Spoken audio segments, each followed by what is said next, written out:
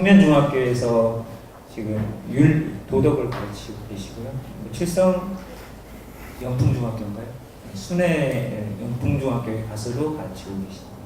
유승준 선생님이 오늘 행복교육의 목표, 저는 제가 제목을 요청하기로는 행복교육의 목표는 행복만이 아니다 이렇게 요청을 드렸는데 행복교육의 목표에 대해서 봤습니다. 박수로 환영해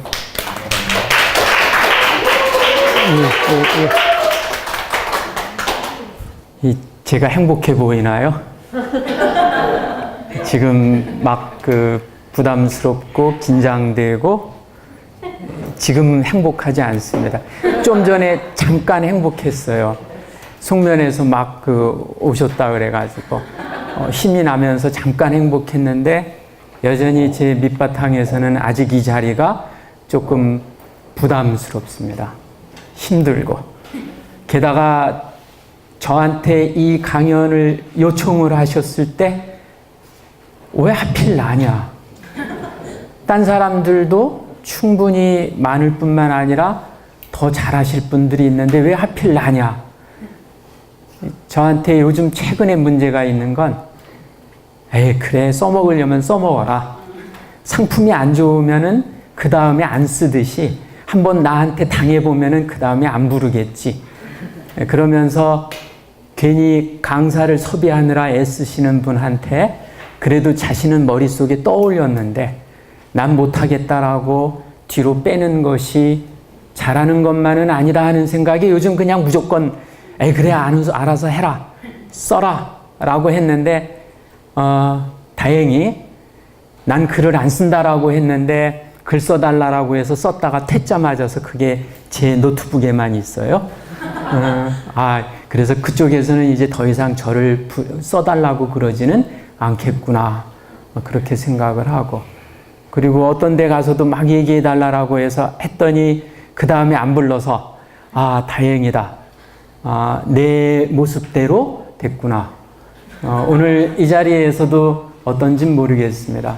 저는 그때 옛날에는 난 무조건 안 하겠다라고 뻗팅겼고 요즘은 오죽하면 그럴까라고 그러면서 그냥 일단 해준다 생각하고 있고 그 다음에 그게 제 가치, 제 자리를 찾아가는 과정이지 않을까 그런 생각을 합니다. 사실 이거 수업을 하려면 먼저 여러분들한테 웃음치료사처럼 뭐 한다든지 미소부터 띄게 한다든지 이러면 좋을 텐데 전혀 그런 능력이 없어요. 뿐만 아니라 이 과정을 하는데 원래 이 강연의 제목은 김석규 선생님이 잡으시기를 행복교육의 목표는 행복만이 아니다 이렇게 잡으셨어요. 제가 그런 말을 했대요. 그리고 그 맥락이 기억에 남아서 그거 참 좋겠다라고 절 떠올리셨대요. 근데 저는 기억에 없어요. 정확하게. 다만 인간의 삶의 목표를 행복이라고 자꾸 강요하는 것에 대한 부담은 가지고 있어서 그 얘기는 했었어요.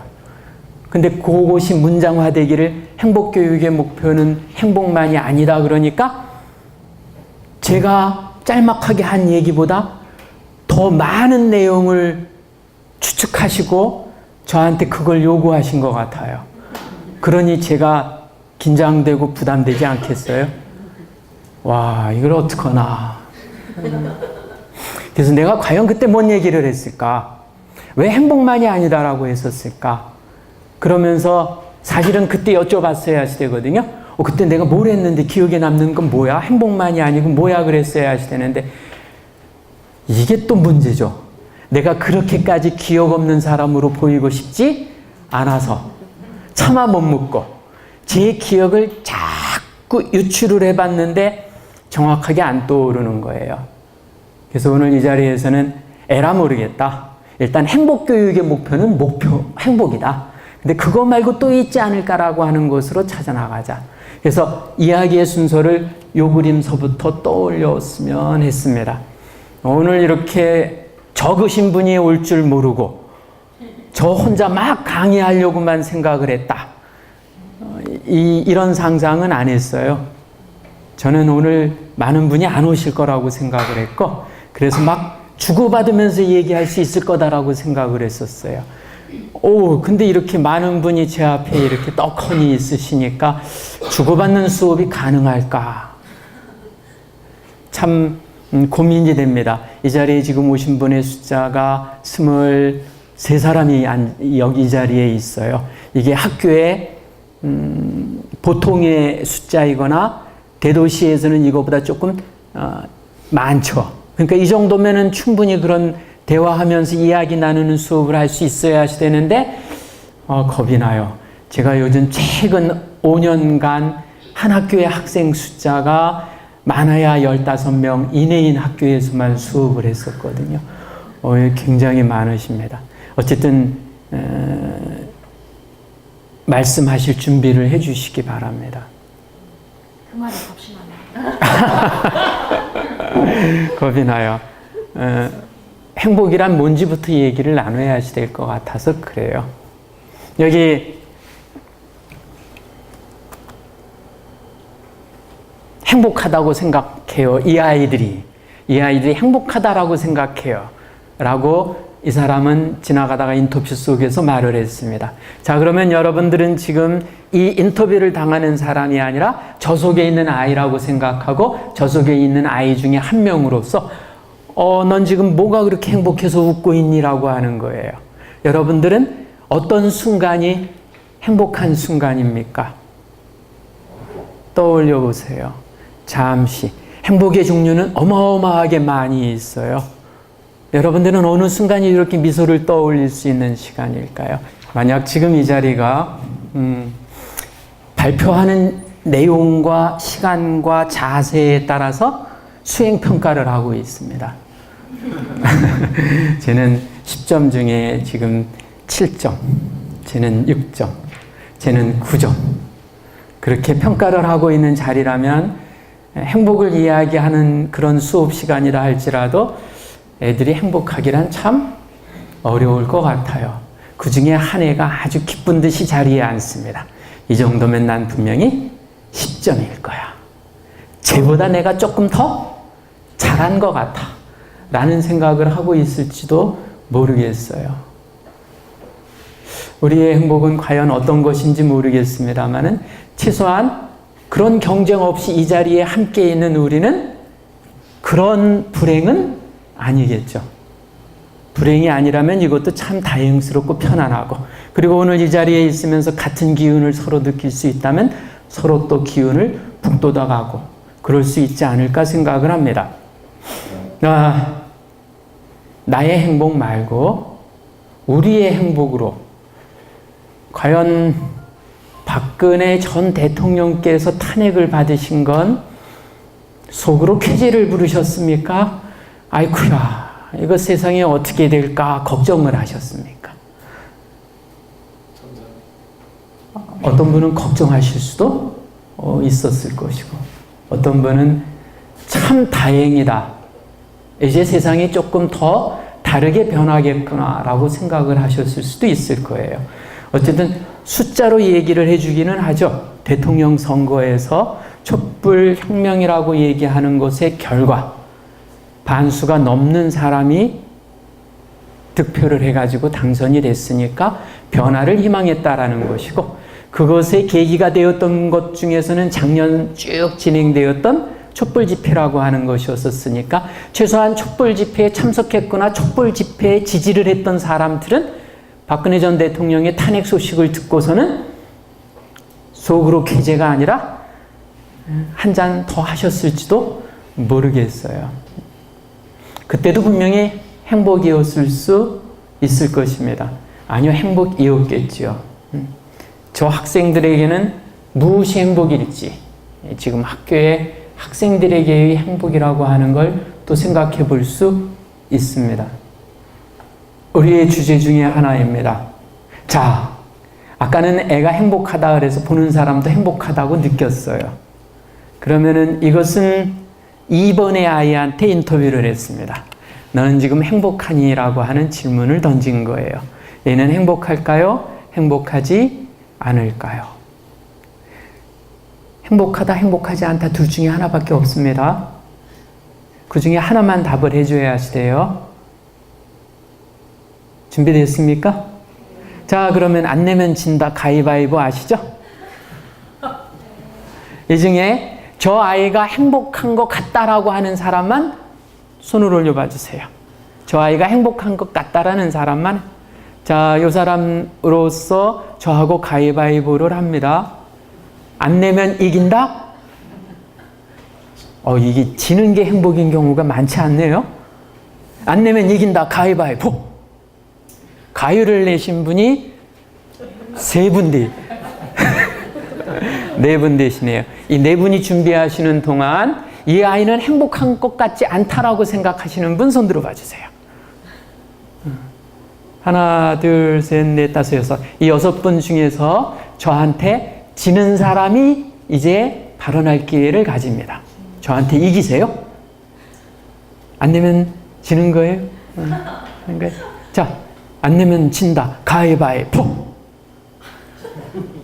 저한테 진 사람, 저 뒤에 2 사람. 그렇게 하겠습니다. 자, 그러면 먼저 얘가 행복한 것 같다라고 생각하신 분 얘기를 해보세요. 저 아이 진짜 행복한가요? 왜 행복하죠? 2번 얘기하시는 거죠? 네, 2번 아이. 그냥 뭐 웃고 있으니까요. 웃고 있으니까 행복하다. 또 어느 분이 이제 그 사이에 까먹었어요. 이 뒤쪽에 2분 계시는 것 같았는데 저 아이 행복하다라고 생각하신 분? 네. 네. 네. 행복한 것 같아요. 어떻게 행복한 것 같아요? 그림을 조금 더.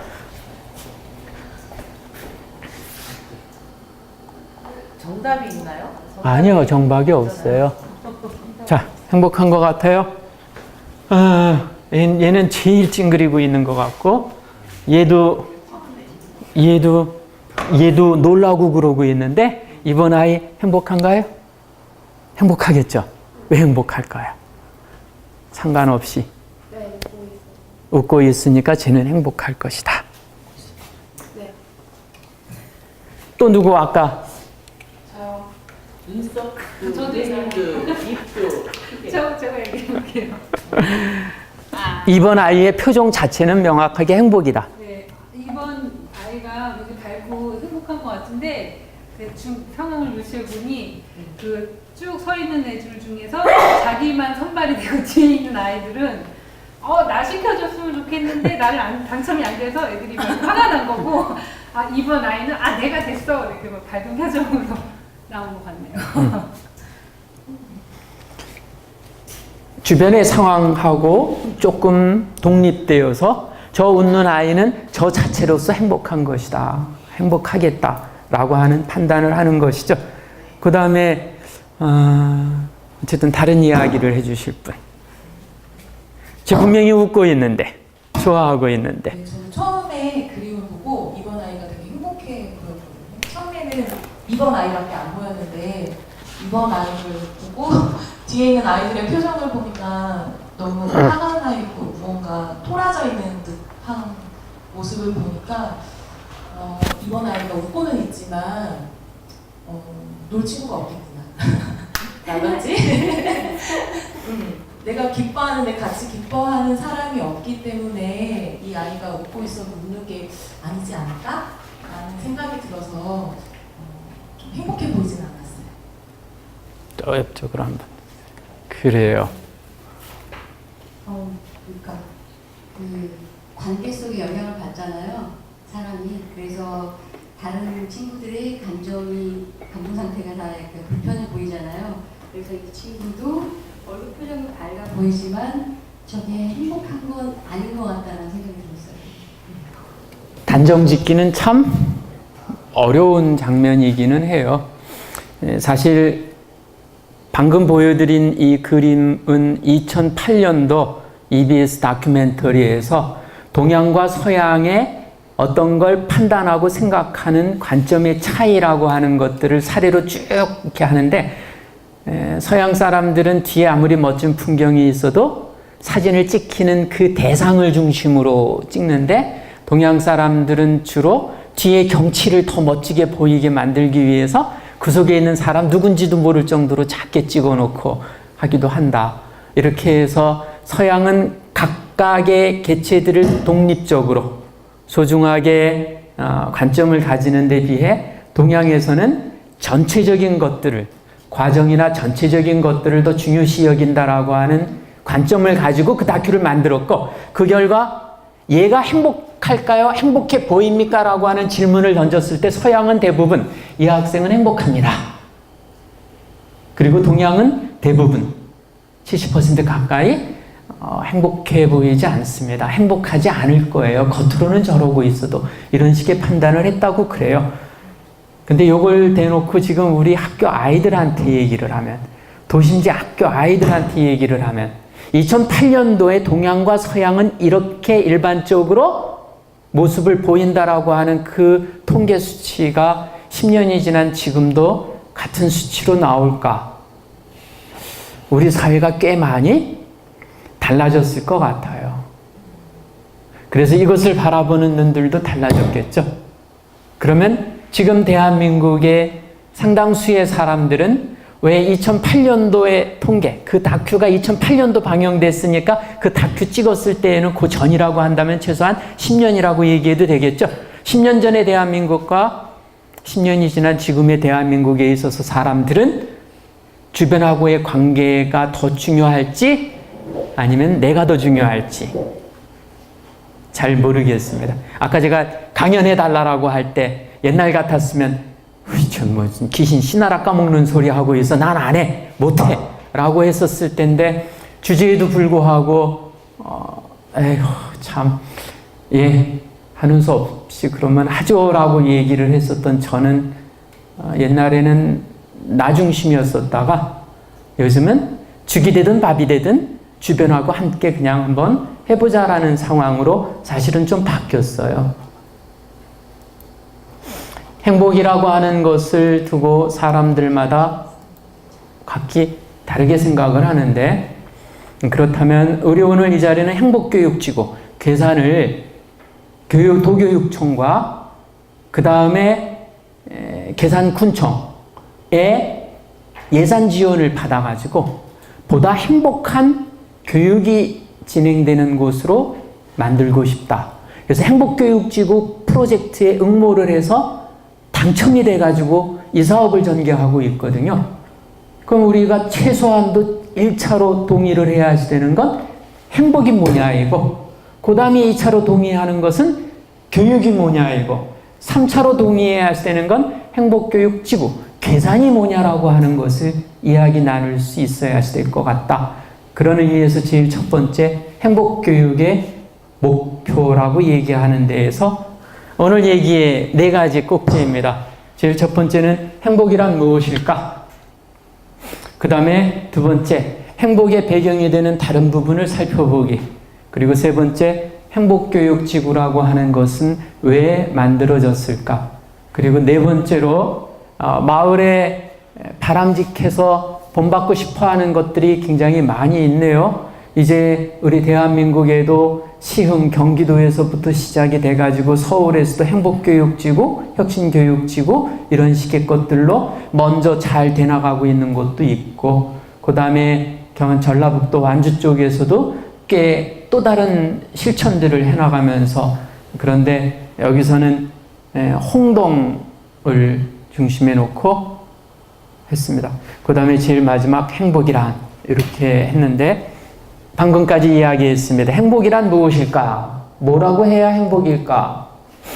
언제 행복한가라고 하는 이야기를 잠시 나눴습니다만은, 기본적으로 행복이란 무엇이냐라고 할 때는 가만히 앉아서 누가 먹여주는 걸 갖다가 행복이라고 할 수도 있겠지만, 내 생각, 내 힘으로 했을 때의 행복이 더 큰 행복일 수 있다. 물론 어린 애들은 그냥 가만히 앉아서 얻어먹는 것을 더 중심으로 하고 있겠지만, 아시다시피 몇 살 때쯤서부터 내 생각, 내 힘을, 4살이에요? 미워 죽겠는 4살 때서부터 걔의 행복과 제 행복이 대립되는 경우도 있네요. 내가 하고 싶은 것을 할 때 행복이죠. 내 생각, 내 힘으로 내가 하고 싶은 것을 할 때 행복이라고 얘기들을 합니다. 그런데 혹시 여기에서 조금 더 넘어가서 남에게 피해를 주면 행복일까? 그래도 상관없이 행복인 경우가 있어요. 그렇게 생각하는 친구들 꽤 있으니까요. 가끔 드라마나 소설 같은 데서 나오듯이 중고등학교 때 걔 때문에 내가 그냥 엄청 고생을 하고 맞았어요. 졸업한 지 20년 뒤에 동창회에 나가는데 만약 그놈을 보면 내 그때 말하지 못했었던 표정과 말만으로도 얻어 터질까봐 하지 못했었던 그 말을 하리라 그래가지고 동창회에 나가서 그때 나한테 폭력을 휘둘렀고 명령을 했었던 그 친구 20년 지난 지금은 그런 식으로 폭력을 휘두르지 않는 정도의 위치인 것 같아서 그 친구한테 야 이 새끼야 너 그때 너 그렇게 왜 날 괴롭혔느냐라고 화가 나서 얘기를 했더니만 그 친구 하는 얘기 아시죠? 그래? 내가 언제? 난 그런 적 없는데 나는 그냥 즐겁게 논 것만 기억나요. 걔는 심부름하는 걸 좋아했고 걔는 내가 장난쳐가지고 맞으면서 나하고 어울리는 걸 좋아했고 나는 그냥 나대로 지냈을 뿐이에요. 그런데 걔는 다르게 생각을 하고 있을 수도 있죠.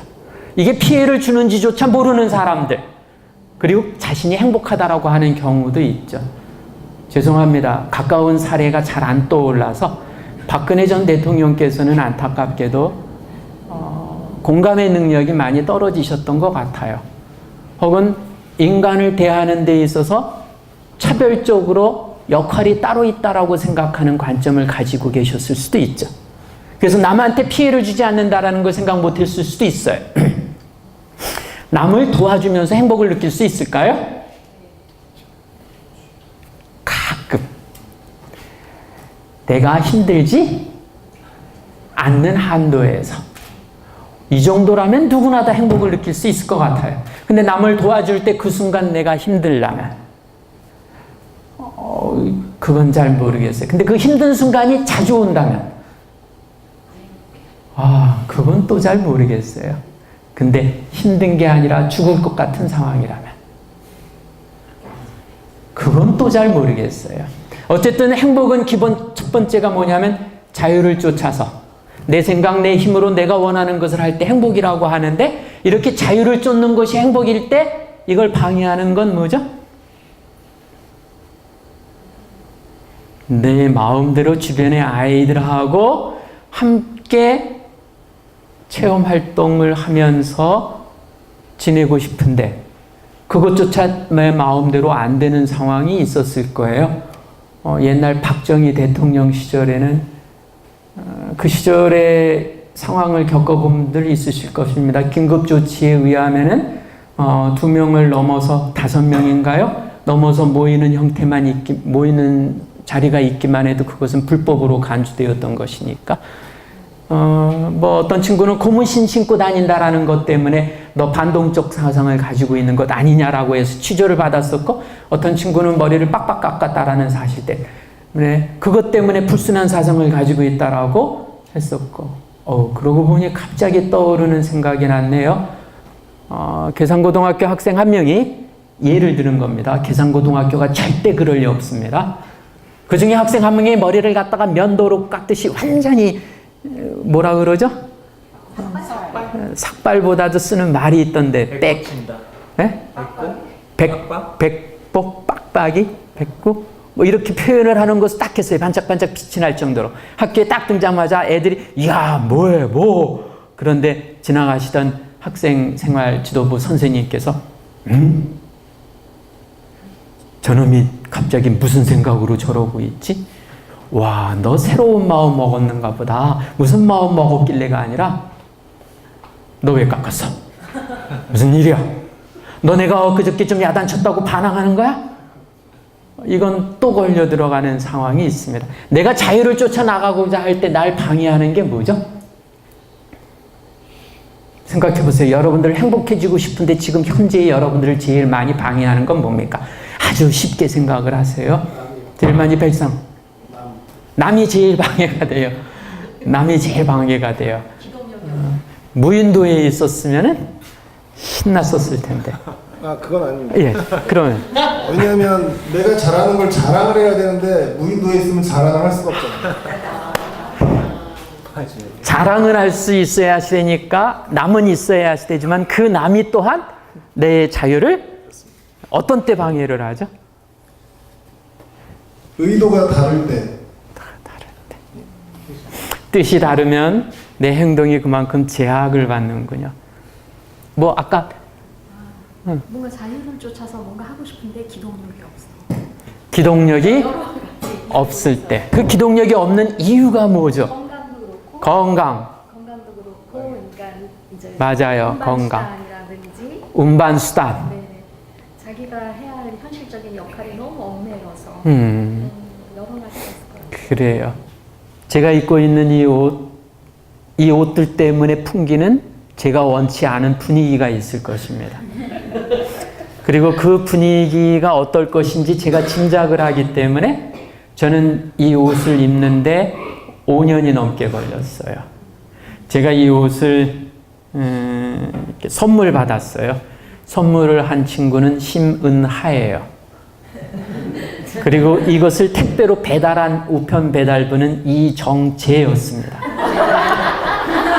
그리고 자리에 제가 없었을 때 이 옷이 배달됐는데 이 배달 받는 사람의 이름은 유승준 저예요.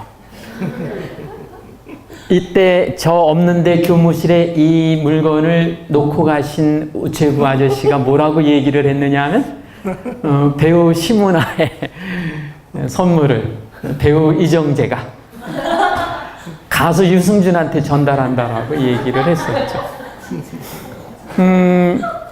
그랬던 옷인데 이 옷을 제가 입기까지 5년이 걸렸어요. 왜냐하면 이런 생활 한복을 잘 안 입었었거든요.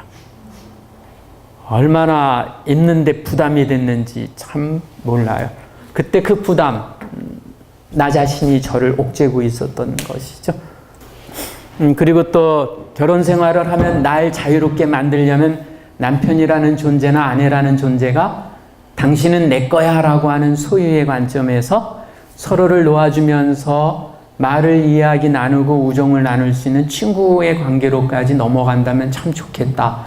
그래서 부부관계가 뭐 몇십 년 될 때서부터 우정이 가능하다라고 해요. 30년은 돼야. 그래요? 몇 년 되셨어요? 33년 되셨어요. 어떻게 서로 닮아가면서 친구 관계처럼 편안하시죠? 약간 남편이 좀 기가 죽었어요. 네, 남편이 약간 기가 죽으셨다. 독수리 같은. 옛날엔 독수리 같았는데 이게 그렇군요. 조금 더 일찍 당겨졌어요. 하시대는 남편의 기 죽는 것이 한 20년쯤 결혼 생활 20년쯤 이었어야 그 다음에 한 10년 정도는 이제 여성이 기세등등한 모습을 하다가 서로 양자를 경험하면서 30년쯤 되면 대등한 관계의 평등으로. 그럴까요? 어떨진 잘 모르겠습니다. 어쨌든 내가 행복해지려면 행복의 몇 가지 조건들이 있어야 되는데 자유라는 것은 굉장히 중요한 부분인 것 같아요. 어떠한 상황에서가. 근데 옛날에는 뭐가 행복이었었을까요? 조선시대까지의 신분사회에서는 행복이란 말이 과연 있었을까요? 뭘 목표로 살았었을까요? 일단 신분제 사회이니까요.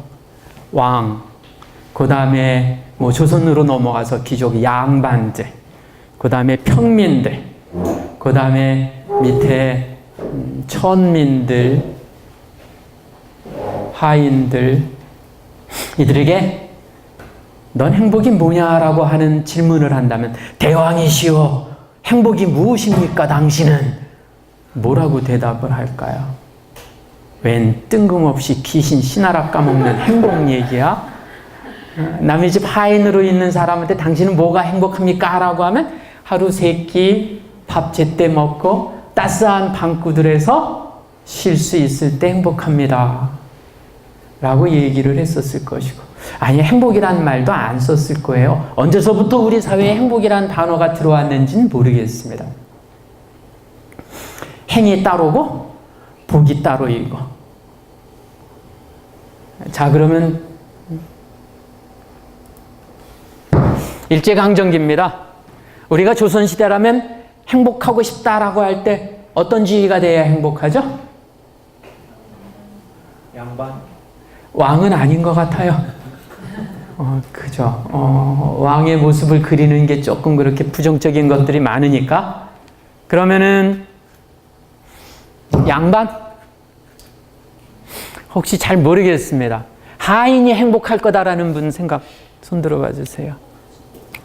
행복할 수도 있다. 하인. 왜요? 그냥 시키는 대로 하고 단순할 것 같아 삶이. 단순할 것 같아서. 오늘날은 하인만도 못하다라는 거죠. 아이고. 그렇잖아요. 주인 잘 만난 하인. 주인 잘 만나서 먹고 사는 거 걱정 없는데 이제 먹고 사는 것까지도 걱정을 해야 하시대요. 재밌네요. 그러네요. 혹시 나 조선시대 때 태어났다면 아무러한 구속 없이 그냥 자유롭게 떠돌 수 있는, 조선시대 때 아무러한 구속도 없이 자유롭게 떠돌아다닐 수 있는 존재가 누구죠?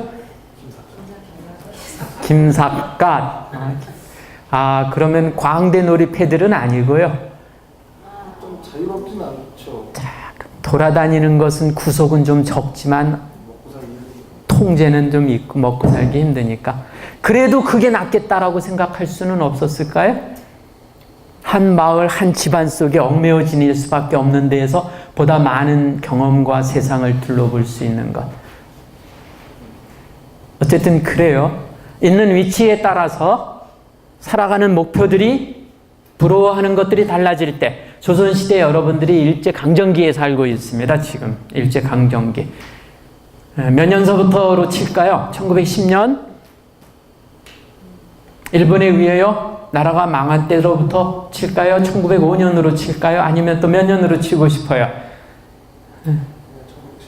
1910년으로 그냥 너무 길게 잡아도 속상하니까 온전하게 내용만 따져도 1910년이라고만 치죠.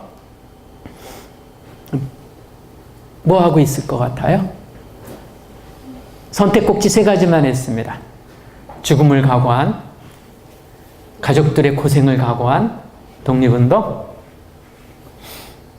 생각 없이 그냥 살기. 우리 가족만이라도 보호해야 하시다니까. 혹은 그래도 먹고 사는데 조금 더 편한 것은, 핍박을 덜 받는 것은 일제시대에는 일제에 하라는 대로 따라하기. 조금 더 능력이 생기면 앞장서고 그러기. 자, 이 셋 중에 우리는 어느 위치에 있을 때 행복할까요?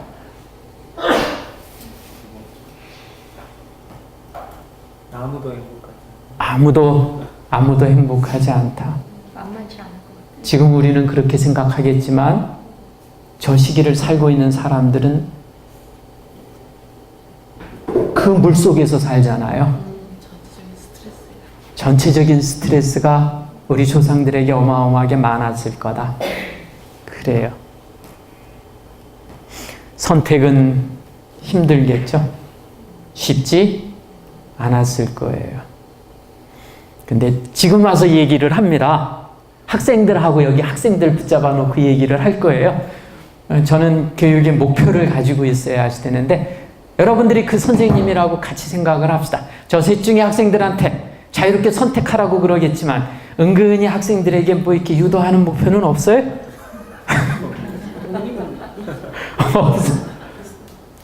있어요.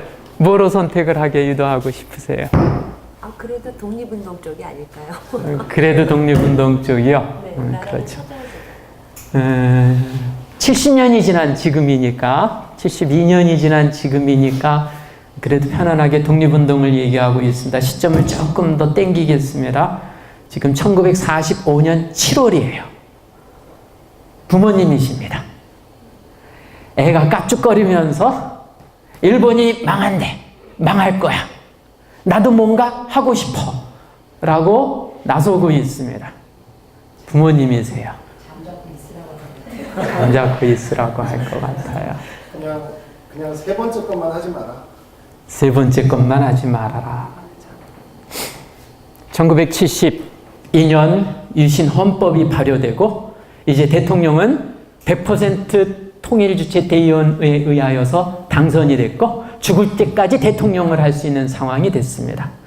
그리고 이 땅은 툭하면 계엄령이 아니어도 긴급조치만으로 계엄령과 마찬가지의 독재가 가능했어요. 그때 애가 민주운동한다 하겠다라고 해요. 어떻게 할 거예요? 일제시대가 아니라 독재를 행한 사람은 많은데 하필이면 오늘따라 박정희 전 대통령을 박근혜 전 대통령과 더불어서 예를 들게 되었어요. 많이 있지만 하지만 그때가 제일 독재적인 억압을 했었으니까. 자, 부모님이세요.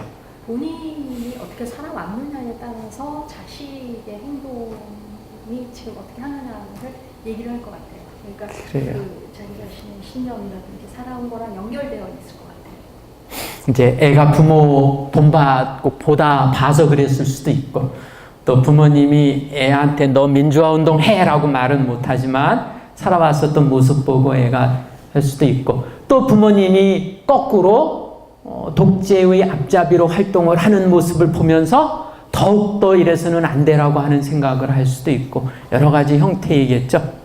그런데 내 아이가 지금 그렇게 하겠다라고 하고 있다면,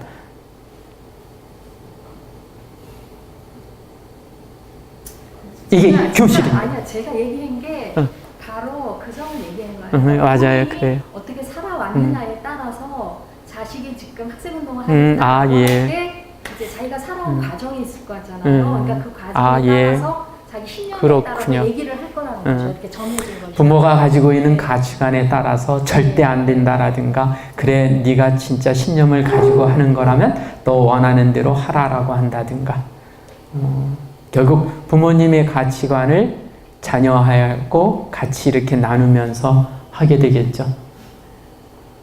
해방 이후 근데 실제 오늘날은 우리에게 어떤 걸 행복이라고 이야기를 해왔는가예요. 왜 이렇게 방해가 되니까. 해방 이후 오늘날은 개천에서 용나기가 행복이죠.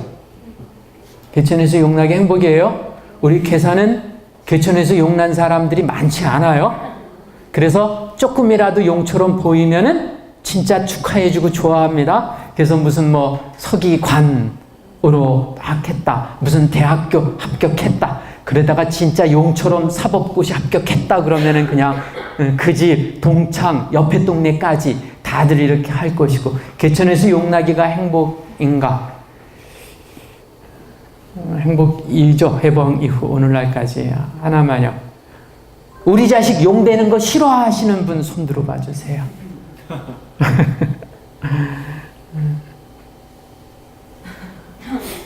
로또 복권 당첨되듯이 용이 되면 나쁠 것은 없는 것이죠.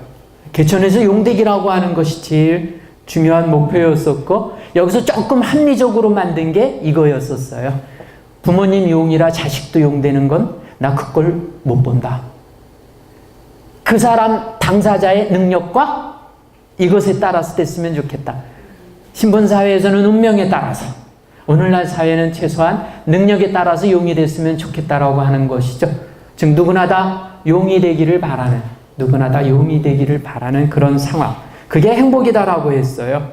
그래서 회사에, 대기업에 취직하는 게 행복이고, 취직한 다음엔 승진하는 게 행복이고, 월급 많이 받는 게 행복이고, 우리 회사가 살아남는 게 행복인 것이었었고, 용이 안 된 사람은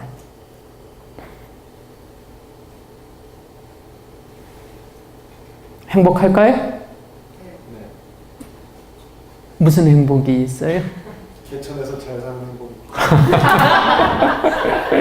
개천에서 잘 사는 행복이 있다. 그 다음에 미꾸라지로 산다. 미꾸라지로 산다. 용된 사람들이 예.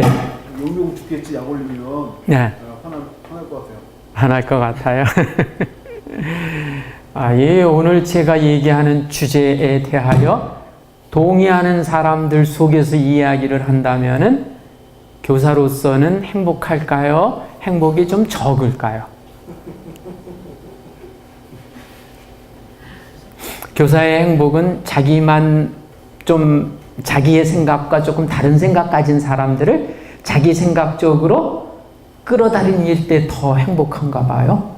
자기 목표 쪽으로. 이 자리에 모두가 저하고 똑같은 생각 가진 사람들만 있다면 저는 한편으로는 행복하면서도 한편으로는 다른 행복을 빼앗긴 거네요. 이게 뭔 얘기인지 잘 모르겠어요. 행복이 헷가닥하네. 어쨌든 용이 안 된 사람들은 뭐예요?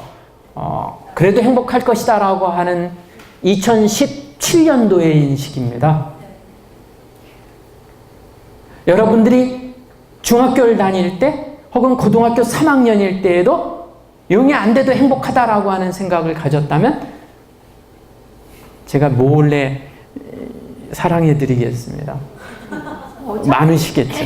용이라는 게 뭐 저기 아주 극소수의 사람들한테 용이 많이 나올 수는 없잖아요. 그러니까 이미 이제 어느 정도 저기 나이가 들고 네, 성숙하면 용이라는 건 허상이다라는 걸 알게 되죠. 거기서 행복을 찾는 사람들은 아주 드물고 이제 통념상 사회적인 통념상 이제 그거는 이제 뭐 일종의 출세 뭐 이제 이런 정도로 생각하지 그거를 용이 된다는 거를 행복으로 예 여기는 예 거는 일반적인 관념은 아닌 것 같다는 생각이 드는데 맞아요.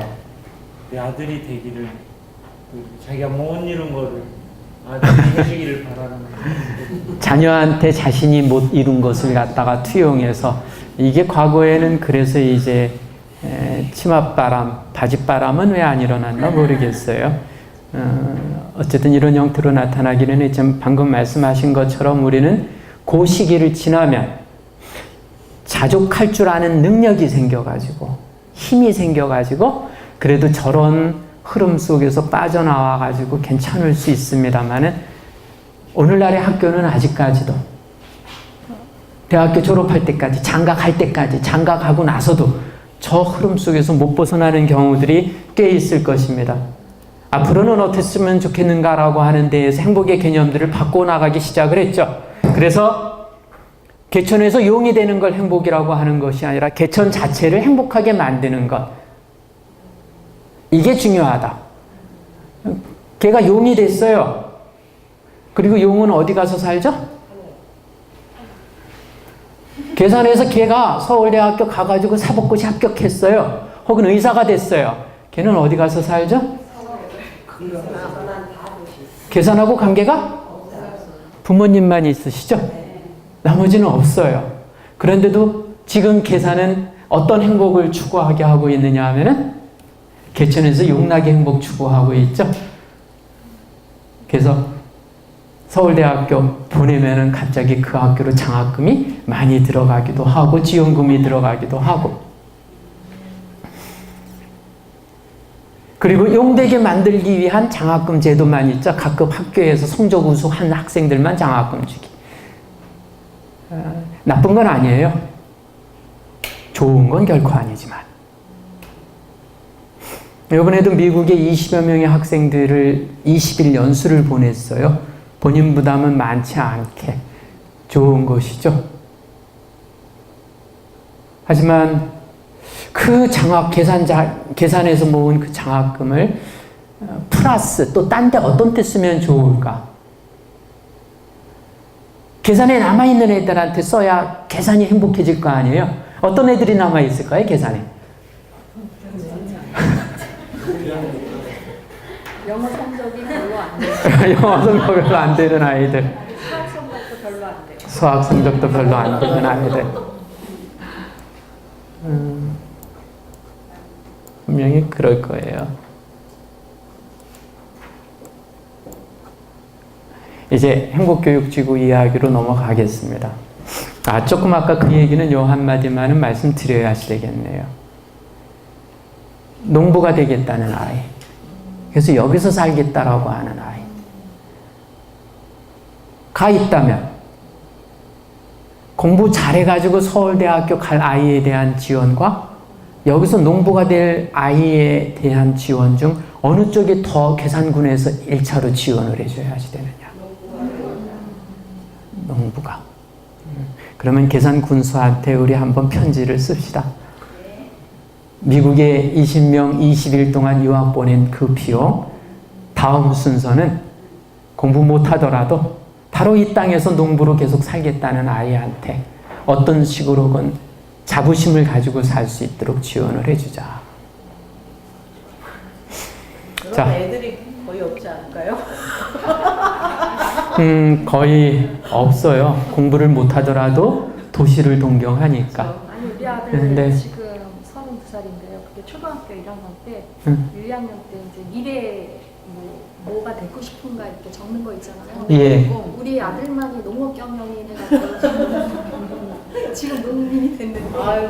선생님이 그 너네들 공부 못하면은 농민밖에 안 돼. 막 이러고 우리 남편이 쫓아간다 그랬죠. 너네 공부 안 하면은.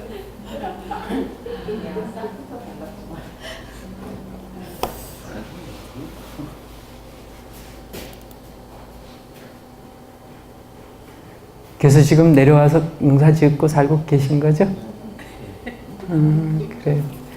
제가 깜빡하고 쉬는 시간 안 가지고 그냥 생실 가실 시간도 없었는데 잠시 쉬는 시간 가질까요? 안 가져도 될까? 아니, 죄송합니다. 안 가져도 될까요? 라고 하는 질문이 없었어야 되는데 제가 잘 못했어요. 지금 갔다 오시고 알아서 수업 시작 종 울리면은 그 종소리는 불행 시작이에요. 따라서 쉬는 시간은 길면 길수록 그래서 행복씨앗학교라고 하는 혁신학교 중에서는 쉬는 시간을 10분이 아니라 20분 혹은 30분으로 이렇게 잡기도 하죠. 1교시, 2교시를 합쳐서 해버리고 그 다음에 쉬는 시간 둘만 합치면 20분인데 덤으로 조금 더 줘야지 기쁨이 크니까 30분으로 점심시간 말고 그 앞부분에서 30분의 쉬는 시간을 확보할 수도 있어요. 혹은 조금 더 확보할 수도 있는 상태이고 기쁨을 어떻게 발견하고 기뻐할 수 있도록 해주느냐라고 하는 건 매우 중요한 거예요. 교육에서는. 그래서 점심시간은 최소한 몇 분이었으면 좋겠어요? 많으면 많을수록 좋겠죠? 뭐 더운 지역에 있는 나라는 1시간 가지고는 안 되고 애들이 낮잠도 잘 수 있는 조건까지 확보해 줬으면 좋겠다라는 거고 그런데 와 진짜 대단한 학교가 있어요. 점심시간이 1시간 반인 학교가 있었습니다. 우리나라죠. 대단하죠. 그 대신에 일과가 늦은 거 아니에요? 뭐 어쨌든 앞이든 뒤든 늦어지겠죠. 제가 이제 방금 말씀드리려고 하는 그 대단하게 점심시간만 놓고 봤었을 때 괜찮다라고 하는 이 학교가 1시간 30분인 이유는 식당에 같이 앉을 자리가 없어서 중학교하고 고등학교가 또 같이 이용을 해야 되는데 그렇게 되면은 학생 숫자가 1000을 훌쩍 넘어서 2000을 넘기도 하는데 그러니 점심시간이 1시간 반이 돼도 애들한테는 20분 밥 먹고 1시간 10분이 노는 시간이 아니죠. 네, 다 점심시간이 돼버리네요. 어떻게 해야 걔네들한테는 기쁨을 줄 수 있을까? 식당을 이용하지 않고 거꾸로 교실에서 점심을 먹게 하는 것도 한 방법일 수 있을 텐데 우리 계산 지역에서는 점심시간이 몇 분일까요? 학교에 따라 다르겠지만 1시간. 제가 있는 학교는 작년에 점심시간이 40분이었습니다. 수업시간이 45분이니까 최소 45분이라도 되면 좋죠. 근데 그것도 아니고 40분이었어요. 이유는 애들 다 저 식당에 가도 충분히 먹을 수 있으니까 그렇다면 뭐 20분으로 하지 왜 40분으로 해? 앞뒤 뭐하고 이런 것들을 하면 다른 활동이나 시간 때문에 그 시간은 순위에서 밀렸었죠. 근데 그게 밀릴 순위인가? 이건 이제 또 달라질 것이에요. 교육의 목표란 무엇일까? 제일 중요하게 학부형 행복하기 였었죠. 그죠?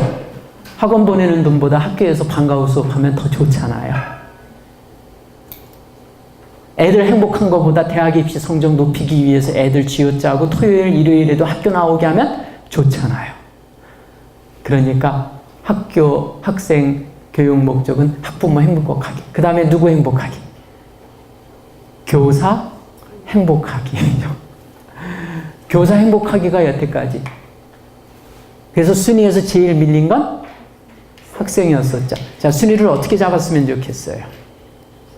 동등하게 잡으면 당연히 좋은 것이죠. 하지만 0.001%라도 어느 한쪽이 우선이 갈 수 있잖아요. 상황에 따라서 다르겠지만. 행복할 수 있는 인간을 만들기가 교육의 목표예요. 행복을 느껴보지 못한 사람은 졸업하고 나서 어떤 행복을 추구할까요? 제가 제일 싫어하는 말은 고기도 먹어본 사람이 먹는다. 아이씨, 나 고기 싫어하는데 결국 내가 고기도 못 먹을 정도로 어렵고 힘들었다라는 얘기 아니야? 고기도 먹어본 사람이 먹어라고 하는 거, 난 고기 참 좋아해라고 하는 건 결국 나는 고기도 먹을 수 있을 정도로 풍족한 위함을 받는. 따라서 그 단어는 뭐 다른 말로 바꿀 수 있으면 참 좋겠어요. 야채도 먹을 줄 아는 사람이 먹는다. 어쨌든 기준을 누구 중심으로 해서 이야기를 하느냐라고 하는 것인데요. 애들이 어떤 행복을 누렸었느냐에 따라서 독립된 성인으로 갔었을 때 누리고자 하는 행복도 거기에 제한이 된다라고 하는 것이죠. 따라서 애들한테 너 졸업하면은 그 다음에 네 맘대로 해. 그래 지금은 아니야 라고 했었을 때 그 아이가 누리는 행복은 다른 애보다 성적 좋아진 행복밖에 없었잖아요. 다른 애를 이긴 행복밖에는 없었어요. 다른 사람들의 고통을 기쁨으로 삼는 행복밖에는 없었다라는 것이죠. 그러니 공부 잘하는 친구들이 행복을 제대로 느끼기란 쉽지 않다라는 거예요. 걔네들에겐 안타깝게도 어려서부터 행복의 중요한 부분 하나가 빠져 있다라는 것이죠. 그래서 제일 첫 번째 교육의 목표는 행복한 인간 만들기인가? 저는 이 부분에 의문을 표시했던 거예요. 맞긴 맞는 것 같은데 지금은 저 방향으로 가고 있어요. 두 번째, 교육의 목표, 사회에 필요한 인간 만들기. 맞아요? 틀려요? 맞아요. 저랬으면 좋겠어요? 아니다예요.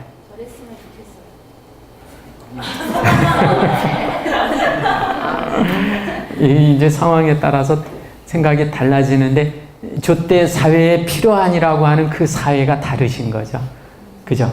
우리 공동체에 필요한, 우리가 합의한 이 공동체에 필요한 인간 만들기였었는데 과거의 국민교육 헌장 1968년 12월 5일 시작이 어떻게 되죠? 우리는 민족중흥의 역사적 사명을 띠고 이 땅에 태어났다. 아직도 외우고 계신 거예요?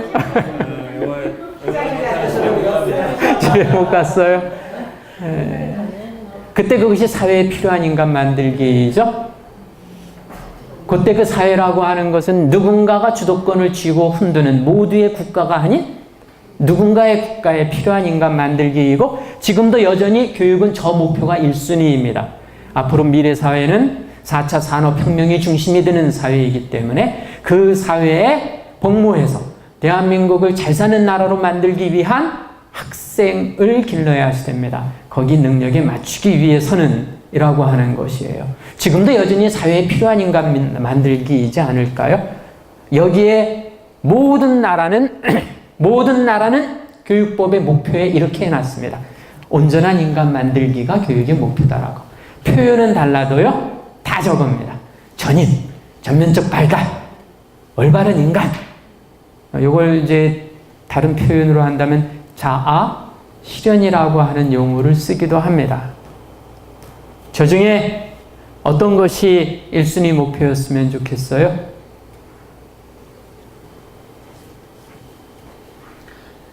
쉽지는 않지만 내가 교육부 장관입니다. 목표를 뭐로 삼을까요? 내가 대통령이에요. 목표가 뭐죠?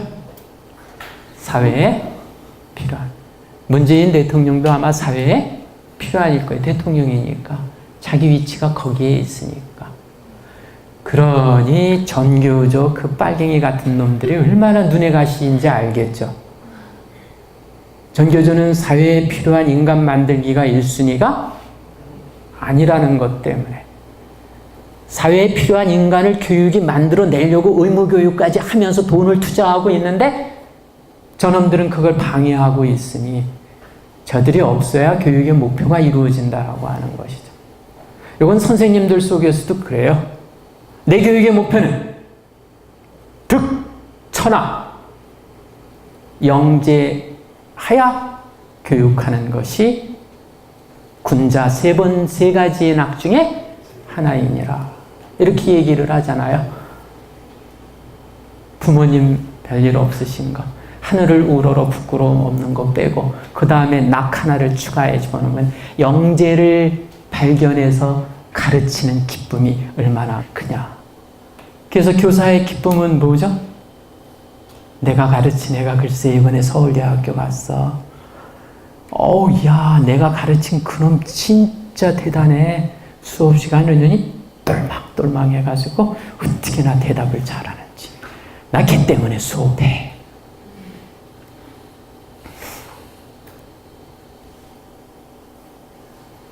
거꾸로 우리가 학교를 다닌 이유는 또 뭐였었죠? 과거에?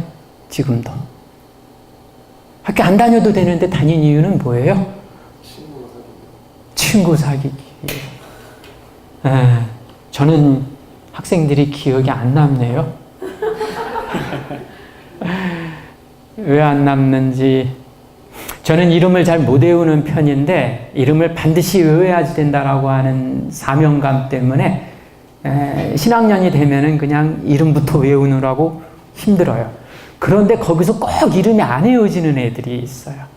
그리고 거기서 꼭 이름을 따라야 하고 혼동하는 애들이 있어요. 분명히 걔의 특징을 제가 모르기 때문에 혼동을 해가지고 그건 한 달 가까이 혼동을 해요. 그리고 저는 공부 잘하는 아이에 대한 사랑을 잘 못 줘요. 왜 못 주느냐 하면은 공부 못하거나 중간되는 아이들에게 제가 줄 사랑도 못 주고 있는데 너는 딴 선생님한테 받잖아. 이런 생각 때문에 못 줘요. 근데 나 같은 선생님이 많아가지고 공부 잘하는 아이들 중에서 공부 잘한다라는 이유 때문에 미움받는다라고 하는 애가 있더라고요. 걔는 거꾸로 그렇게. 그런 학교에 그런 선생님이 많으면 진짜 그래요. 그래서 졸업생들이 학교로 몰려왔는데 공부 잘해가지고 이름 알만한 대학교 간 아이들이 끼리끼리 어울리잖아요. 끼리끼리 어울려서 걔네들이 오면 저는 교무실을 피해요. 내가 쟤네들 볼 일은 없다라고. 그리고 또 다른 선생님은 막 자랑스럽게 내가 가르친 이 대학을 졸업한 애들이 왔다라고 하는 것이고.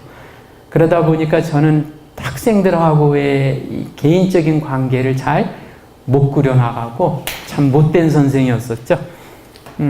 그리고 그렇다고 저한테 기대서 상담을 하겠다고 오는 아이를 격려는 하지도 못했어요. 그리고 눈물만 더 흘리게 만들고 가게 했었죠. 상담도 못했어요. 제가 잘못 교육을 받았었던 거예요.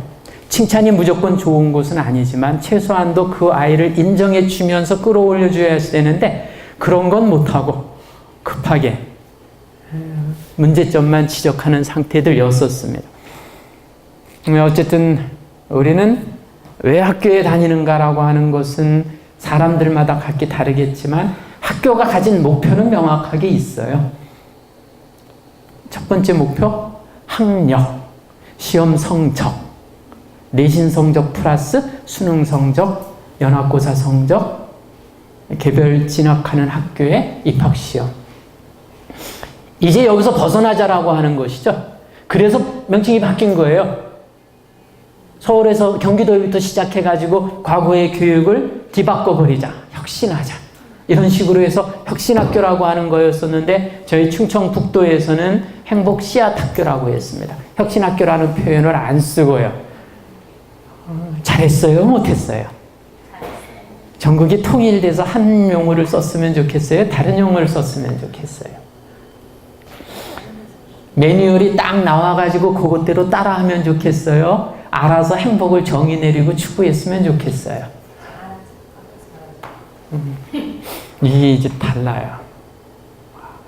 혁신학교가 전국으로 재빨리 광범위하게 퍼지기를 바라는 사람들은 전국이 동일한 목표, 동일한 명칭, 동일한 사용 방법에 따라서 했으면 좋겠다예요.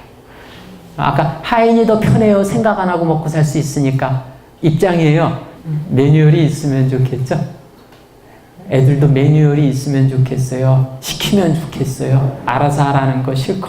근데 어쨌든 혁신 교육은 그렇게 해서는 안 된다. 그래서 뭐 표현이 각기 달라요. 혁신학교라는 표현 말고 행복씨앗학교, 무지개학교, 또 뭐가 있죠?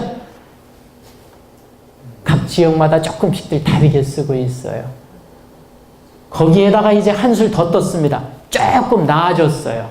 이제 단위학교의 행복이 아니라 지역의 행복으로, 교육이 학교의 지역에서 섬이 아니라 지역하고 연결돼서 소통할 수 있으면 좋겠다라고 했습니다. 그래서 행복교육지구라는 말을 썼어요. 서울에서는 혁신교육지구라는 표현을 쓰고 있습니다.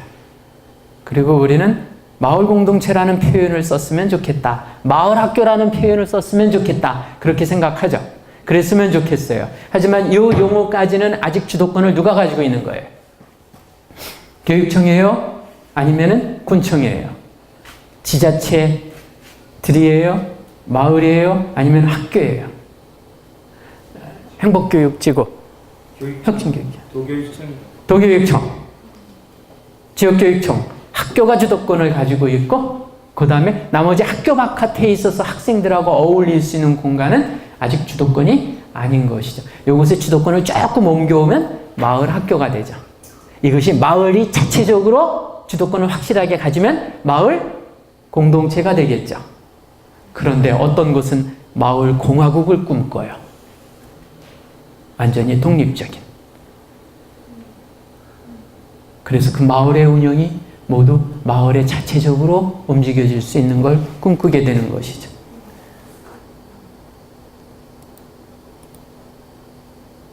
어쨌든 기본의 의미는 이런 것이었습니다. 혁신학교니 뭐니 하는 식의 표현이에요. 이전과는 달랐으면 좋겠다. 나 먼저가 아니라, 그래서 경쟁이 아니라 협력이 중심이었으면 좋겠다. 또한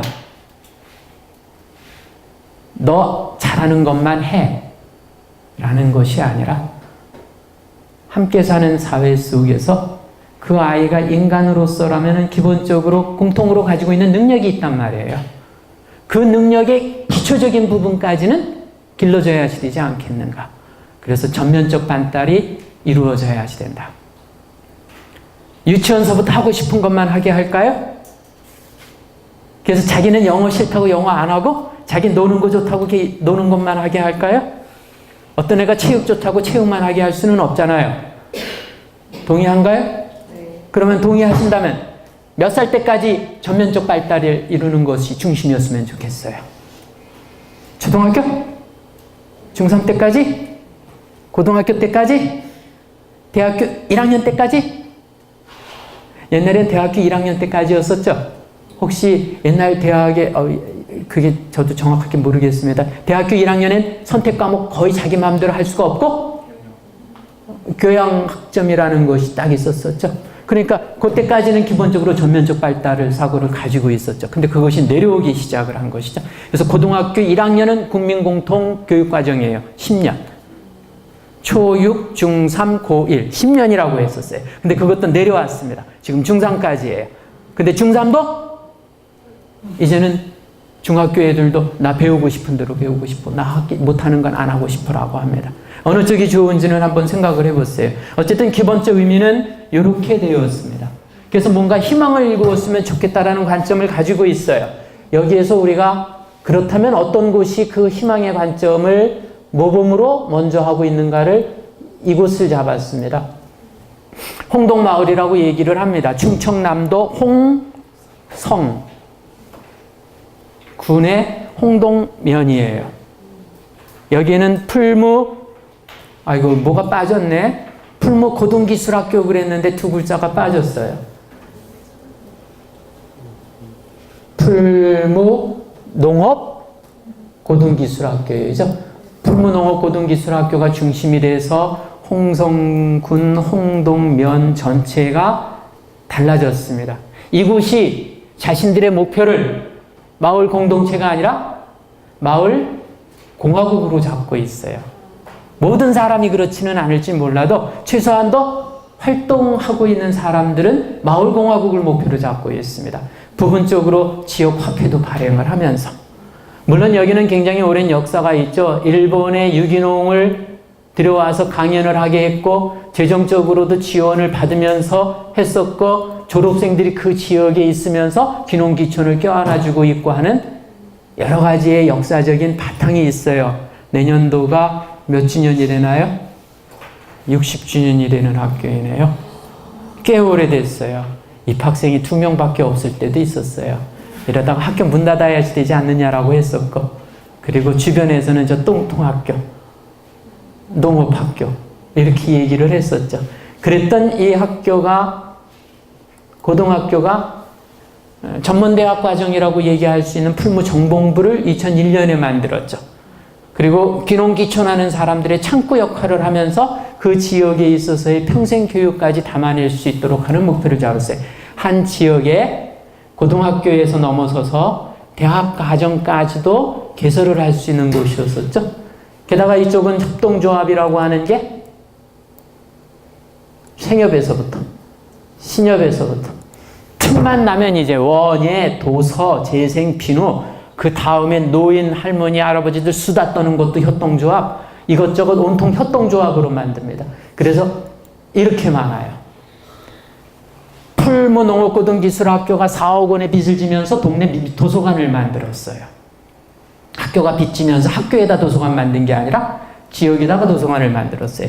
어린이집, 목공실, 그 다음에 우리 계산 행복교육지구 어울림이라고 하는 명칭처럼 그쪽에서는 홍동 지역의 교육 관련 단체들을 묶어서 햇살 배움터 네트워크, 논배미, 꿈틀, 지역아동센터, 동네 마실방, 지역 신문도 만들고 대체공업연구소, 유기농연구소, 빵집, 출판사, 공방, 유물관, 교육, 농장 등등. 지난번에 갔었을 때 보니까 인천에 있는 한 초등학교가 여름방학 되고 나서 그 아이들을 데리고 홍동으로 농촌 활동을 왔어요. 농촌 체험 활동을 왔었죠.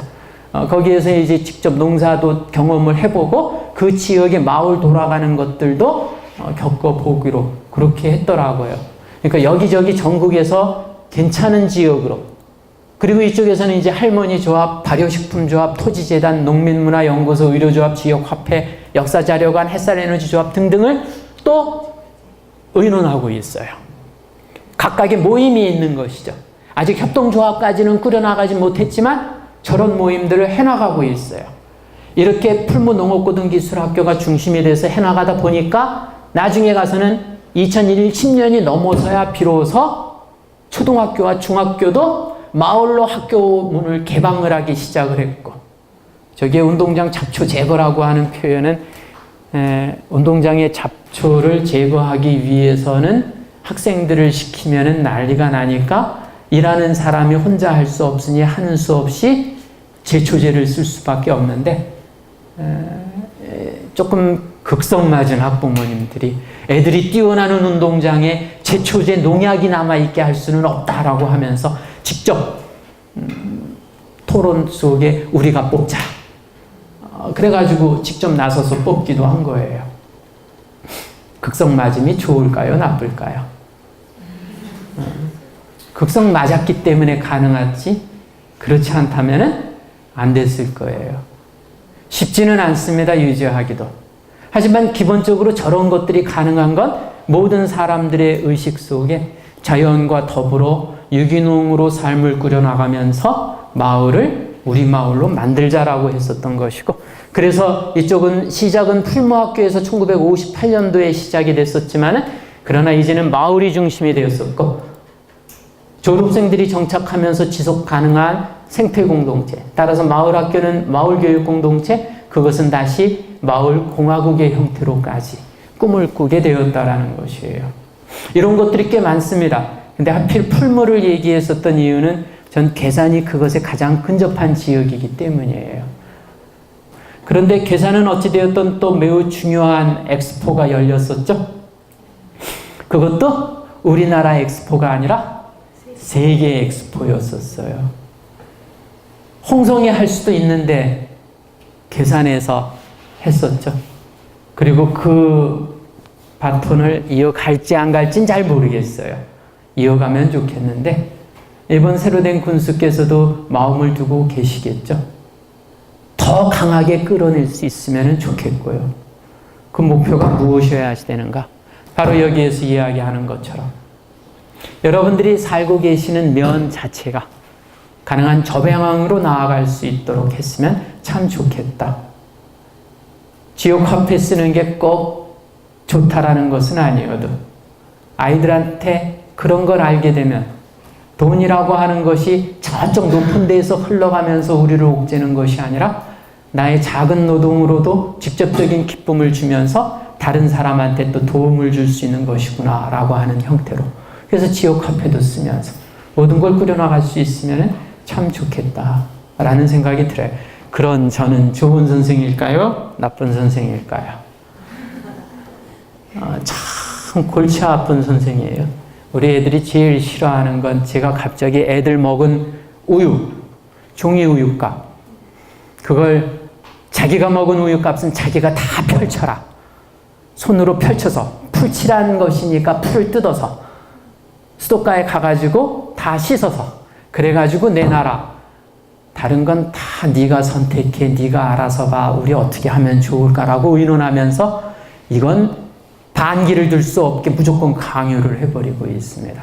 그래도 제가 CCTV가 아니기 때문에 안 하는 애들도 있지만 이유는 저는 딱 하나예요. 우유값 풀칠한 거 뜯으면서 이 우유값이 폐기되지 않도록 했으면 좋겠다. 우리 주변에 있는 많은 것들이 다시 부활할 수 있도록, 생명을 어떤 형태로든 연장할 수 있도록 지원했으면 좋겠다. 이 우유값이 그냥 버리면은 폐기되는데 우리가 씻어서 내놓기까지 한다면 얘는 분명히 재생 휴지가 될 수도 있고 다른 것이 될 수 있으니까. 그래서 우유값 하나하나 펼칠 때마다 내가 펼쳐서 우유 수거해 가는 사람 좋기, 내가 펼쳐서 종이로 재생되기, 내가 펼쳤기 때문에 또 어디인가 더 커다란 지구에까지도 영향을 주기. 그래서 조금이라도 생각하는 그런 식의 것들을 이야기하고 있어요. 작은 행동이 나의 기쁨을 넘어서서 혹은 나의 고통을 넘어서서 누군가에게 도움이 될 수 있는 것까지 생각할 수 있는 교육. 그때 그것이 행복이지 않을까. 그렇게 해서 여기는 이제 질문거리를 합니다. 아이들 개개인에겐 무엇이 행복일까요? 아까 얘기했듯이 자기가 하고 싶은 걸 자기의 생각과 자기의 힘으로 하게 만들어주는 것. 그게 행복이어야 했어요. 자기가 하고 싶다고 다 할 수 있는 것이 행복은 아니겠죠. 그러면 학교는 무엇이 행복일까요? 사회가 요구하는 인간을 만드는 게 행복이기 이전에 아이들 자기 자신이 행복할 수 있는, 전면적으로 발달하면서 행복할 수 있는 것, 그것을 해야 되고, 마을인 무엇이 행복일까요? 우리 마을이 돈 많이 버는 게 행복이 아니라 우리 마을에서 사는 사람과 아이들이 마을로 인하여서 형성이 되거든요. 발달이 되거든요.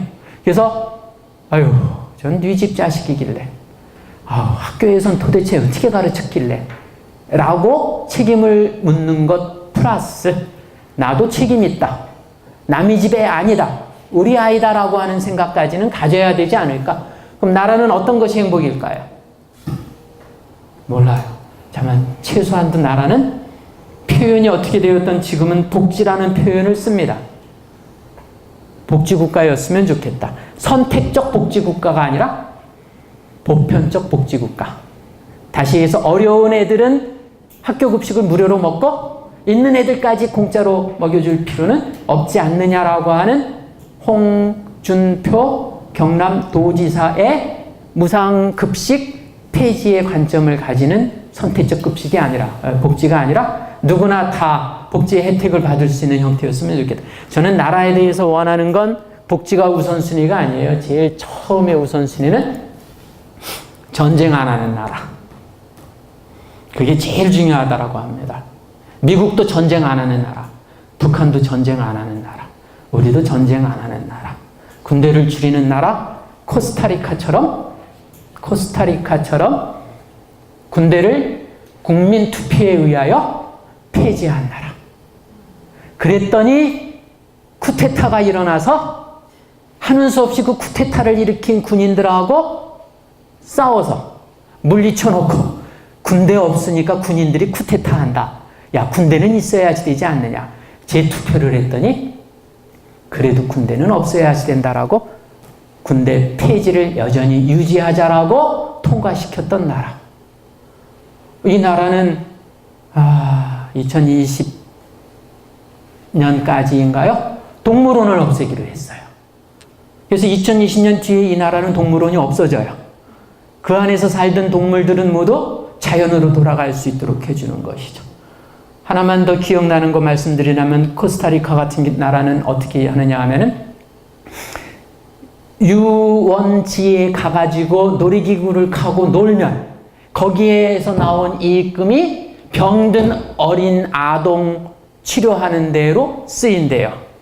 그러면 애들은 놀면서 그 돈으로 나보다 힘들어하는 아이들을 도와주는 꼴이 돼요.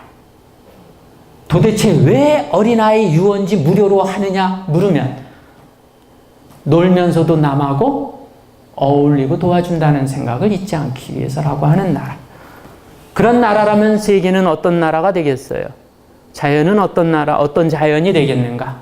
나와 자연의 관계는 어떻게 해야 되는가? 그러니까 행복이라고 하는 건 우리 보통 생각할 때는 나의 행복 혹은 플러스 가족의 행복 혹은 플러스 내 친구, 내 이라고 얘기를 하고 있는데 아까 봤었던 사진처럼 주변이 찡그려 있는 상태 속에서 나만 웃는다면 그것이 진짜 행복일까라고 하는 생각을 해봐야 되지 않겠는가. 그런데 오늘날 우리가 가지고 있는 행복이라는 개념은 나의 행복, 가족의 행복이라는 것에 국한되어 있거나 혹은 이 국가의 행복이다라고 하는 수준에 국한되어 있는 바람에 경쟁과 전쟁이라고 하는 것을 피하지 못하고 있다. 그런 의미에서 행복은 이렇게 정의를 내렸으면 좋겠다라고 생각을 합니다. 개인의 능력을 발전시키는 것이 행복이에요. 그런데 개인의 능력을 발전시키기 위한 바탕이 뭐예요? 그 사회가 변화하고 발전하지 않으면 개인의 능력을 충족시키고 발달시킬 수 없어요. 그래서 만약 우리가 행복을 추구하고자 한다면 그 행복은 사회의 변화와 발전이 바탕에 깔려 있어야지 됩니다. 우리 교육의 목표는 결코 학교만으로 이루어지지 않는다라는 거예요. 혁신학교, 행복씨앗 학교만으로 결코 아이들을 행복하게 키울 수 없어요. 신나게 놀면서 행복한 아이 키웠더니 대학 입학 성적 엉망이야. 그러면 나는 학교 다닐 때만 잠깐 행복한 아이를 키웠지 일생은 불행한 아이 키우는 거 아니에요. 그러면 우리는 다시 옛날로 돌아가야 될지도 모르죠. 그게 아니려면 우리는 지금 아이를 행복하게 키우면서 또한 이 아이가 학교를 졸업하고 나서도 행복할 수 있는 마을과 사회를 만들어 줘야지 되는 것입니다. 안 그러면 모순이죠. 그래서 저는 행복교육의 목표는 행복만이 아니다라고 생각을 합니다. 만약 우리가 행복이라는 단어를 이렇게 넓게 잡는다면 전 행복이라고 해도 상관없어요. 하지만 현재 우리의 머릿속에 가지고 있는 행복의 주체는 나, 가족, 친구, 작은 단위에 국한되어 있기 때문에 그것만으로는 결코 주변의 사람들은 찡그리고 있을 것이다. 그래서 지금의 행복은 중요하지만 플러스 우리의 행복, 사회의 변화 이것까지도 항상 염두에 둘 수 있는 행복교육지고 그래서 계산 공화국이 됐으면 참 좋겠다. 국가가 커지는 것보다 지방자치단체들이 지역 주민들에 의하여 행복한 곳이 됐으면 참 좋겠다. 그래서 앞으로 우리 행복교육지구 만들어 나아가면서 학생들하고 만날 때에도 지금의 기뻐하는 모습 플러스 주변을 항상 생각하는 아이들로 여기까지만 질문할 시간도 없이 질문해 주시면은 너무 제가 답변을 잘 못해서 이상 마치겠습니다. 고맙습니다.